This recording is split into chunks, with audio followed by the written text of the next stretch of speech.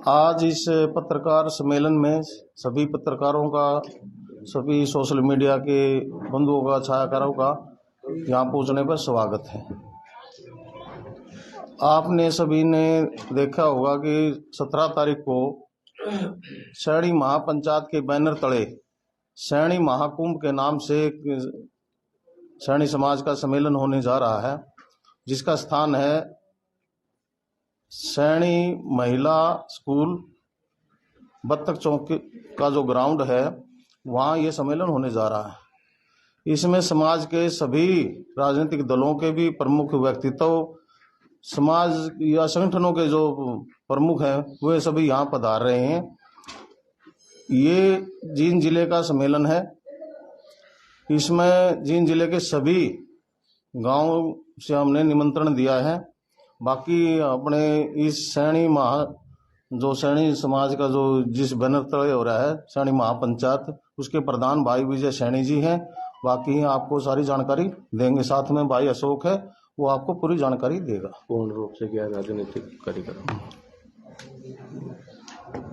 नमस्कार साथियों, मैं अशोक सैणी, राष्ट्रीय महासचिव सैणी महापंचायत संगठन।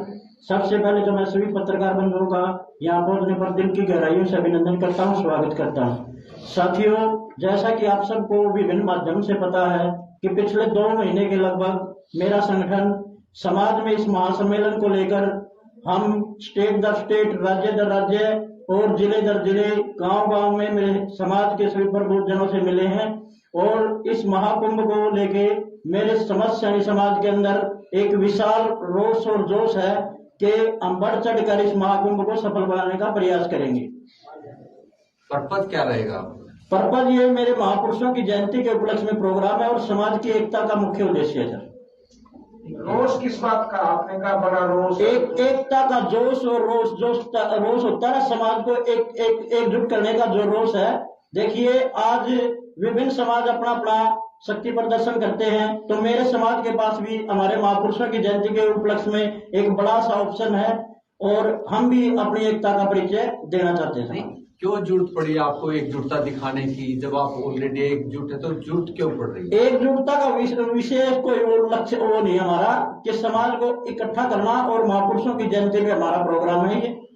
कुछ ऐसा भी है 2024 में चुनाव होने जा रहा है, उसमें राजनीतिक तौर पे भागीदारी मांग। देखिए, ये तो हर समाज चाहता है कि हमारी राजनीतिक भागीदारी हमारी जनसंख्या के अनुसार हो, और मैं भी और मेरा संगठन का मुख्य उद्देश्य यही है कि हमारे समाज को आज राजनीति के जहां भी हम जितनी प्रभुत्व हमारी है उसके अकॉर्डिंग हमारे समाज को प्रभुत्व मिलनी चाहिए।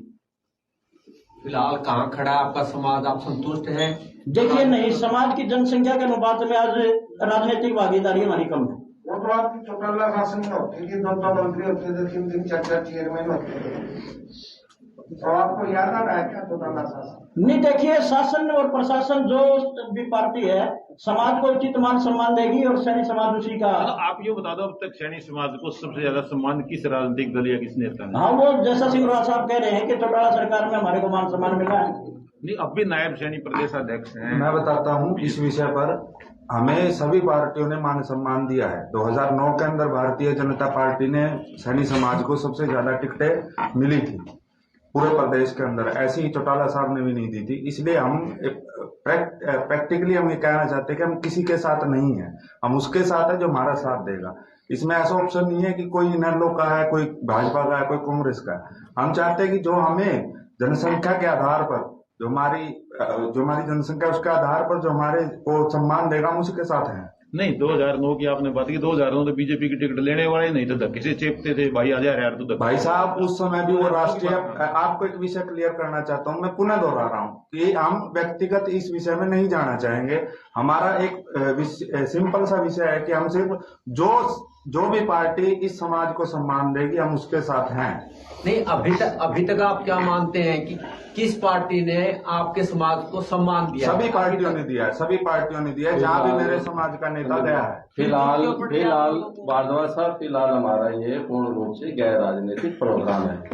लेकिन इसके साथ साथ क्या है कि जो आप पार्टियों की बात कर रहे हैं कि सिंह साहब ने कहा जो वास्तव में हमारी 5 टिकटें इनेलो सरकार में चौधरी देवीलाल जी ने मान सम्मान दिया था हमारा, उसके हम आभारी हैं। और वर्तमान में भी हमारा जो है बीजेपी ने जो प्रदेश अध्यक्ष बनाया उनके भी आभारी हैं, और जो कांग्रेस ने हमारे ओबीसी के प्रदेश अध्यक्ष बनाए हैं उनके भी आभारी हैं। जेजेपी ने हमारे पालाराम जी को प्रदेश उपाध्यक्ष बनाए हैं, उनके भी आभारी हैं। समाज में कहीं कहीं हमें मिल रही है, लेकिन धीरे धीरे अभी ये हमारा वैसे तो पूर्ण रूप से गैर राजनीतिक प्रोग्राम है, हम ये कर रहे हैं। लेकिन गैर राजनीतिक प्रोग्राम के होने के साथ साथ क्या है, हर जो भी है जाति अपने समाज के लिए कहीं ना कहीं अपने पूर्वजों को याद करती है। अगर हम अपने पूर्वजों को छोड़ देंगे तो हमारे पास कुछ भी नहीं है, चाहे वो कोई भी समाज हो जाए, उनको हमें उस जयंती में हम अपने पूर्वजों को याद करें। उसी के साथ हम अपनी जाति का एक एकत्रित होकर के अपना प्रभाव दिखाना चाहते नरेश जी, वो जी। स्कूल है जहाँ प्रोग्राम है, वो भी आपका समाज की एकता के कारण पूरा नहीं हुआ अभी तक। उसमें कुछ सिंगरौर साहब टेक्निकल प्रॉब्लम है, उसमें ना कुछ टेक्निकल प्रॉब्लम आई है। कुछ जमीन जो है हमारी सोसाइटी के नाम जो हमने करनी थी, इस वजह से उस टेक्निकल प्रॉब्लम को दूर कर करके एक बहुत बढ़िया, बहुत ही अच्छा आपको इसका उदाहरण देंगे कि कहीं भी हरियाणा में ऐसा स्कूल नहीं मिलेगा, ऐसा हम स्कूल चलाएंगे। तो आपने कहा कि सामाजिक प्रोग्राम है, उसके तौर पर क्या कुछ विशेष मांगे रहेंगी, क्या कुछ एजेंडे रहेंगे आपके सामाजिक? सबसे मेन तो ये है कि हमारा जो समाज में बुराइयां होती हैं, उन बुराइयों के प्रति हमारा संदेश देंगे कि भाई आप इन बुराइयों में, आजकल जो है बहुत ज्यादा नशे की ओर है, शिक्षा का प्रचार प्रसार करने की ओर है ये, और समाज में एकता का, जहाँ पर सभी को सोच करके अच्छे प्रकार से अपने समाज का उत्थान कर सके, इनके बारे में हम एकता का संदेश देंगे। सभी मिलजुल करके रहे, सभी बिरादरियों में आपस में भाईचारा मिला करके रहे, तो उसका संदेश हमारे यहाँ से जाएगा। कौन से चेहरे देखने को मिलेंगे सर्कल प्रोग्राम के? सभी समाज के, सभी हमारे जैसे प्रदेश अध्यक्ष हैं, बीजेपी के नायब सैनी जी हैं, वो मिलेंगे।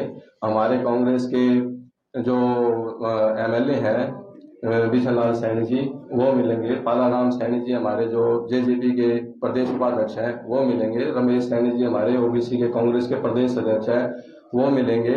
हमारे सभी चेयरमैन मिलेंगे, सभी, किसी पार्टी विशेष से हमारा ये नहीं कि कोई नहीं मिलेगा, सभी पार्टियों के हमारे बहुत अच्छे प्रमुख चेहरे राजकुमार सैनी जी भी पहुंचेंगे। राजकुमार सैनी जी एलएसपी के प्रमुख हमारे सुप्रीमो है, वो भी पहुंचेंगे। इसके अतिरिक्त अनेकों प्रदेशों से, जैसे कि यूपी से है, दिल्ली से है, पंजाब से है, राजस्थान से है, समाज के सभी गणमान्य व्यक्ति और जो नेतागण है वो इस महाकुंभ में शिरकत करेंगे। मेन जैसे आपने कहा किस पार्टियों ने क्या स्थान दिया, आज भारतीय जनता पार्टी ने, हमारे आदरणीय मनोहर लाल जी ने, राष्ट्रीय अध्यक्ष जी ने जो मान सम्मान सैनी बिरादरी को दिया है, जो सर्वोच्च पद है संगठन का हरियाणा में, वो उन पे आज सैनी समाज के हमारे आदरणीय नायब सैनी जी को बिठाया है। ये भी छोटी बात नहीं है।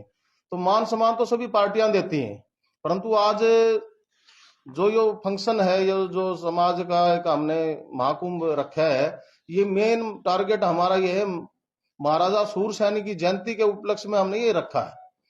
इसमें सभी संगठनों के, सभी, मैंने पहले ही बोला है भाई, सभी राजनीतिक दलों के आदमी यहाँ आने लग रहे हैं। गैर राजनीतिक प्रोग्राम है, इसमें बढ़ चढ़कर हर संगठन से, हर राजनीतिक दल से यहाँ पहुंच रहे हैं।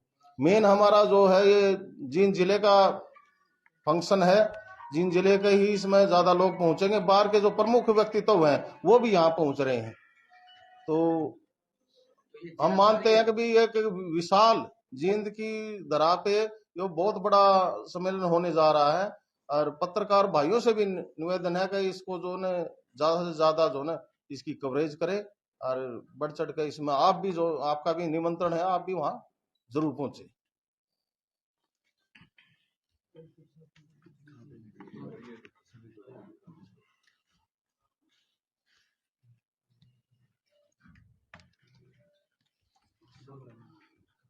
इस प्रोग्राम में एक प्रदर्शनी भी रहेगी, जिसमें समाज के जो प्रमुख लोग रहे हैं पहले से लेकर अभी तक के, जो इन्होंने कुर्बानी भी दी है, देश के लिए दी है, तो ऐसे व्यक्तित्व जो है उनकी भी हम प्रदर्शनी इसमें रखेंगे। इसमें नाम भी हैं सभी के, तो वो प्रदर्शनी यहाँ लगाने जा रहे हैं। और आप सबके माध्यम से हम सैनी समाज को भी एक संदेश देना चाहते हैं कि ज्यादा से ज्यादा संख्या में पहुंच करके वहां पर हमारा सहयोग करे और मान सम्मान बढ़ाए। दिखा दूसरे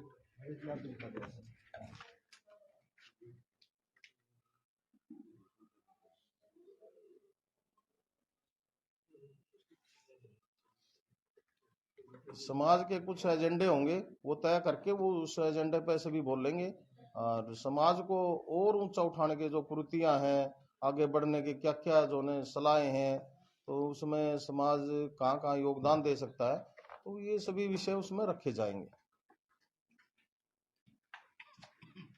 और कोई इस विषय में कोई जानकारी लेनी हो तो आप हो सकते हैं। बहुत बहुत मैं इस महाकुंभ में आप सब पत्रकार बंधुओं को सादर आमंत्रित करता हूं।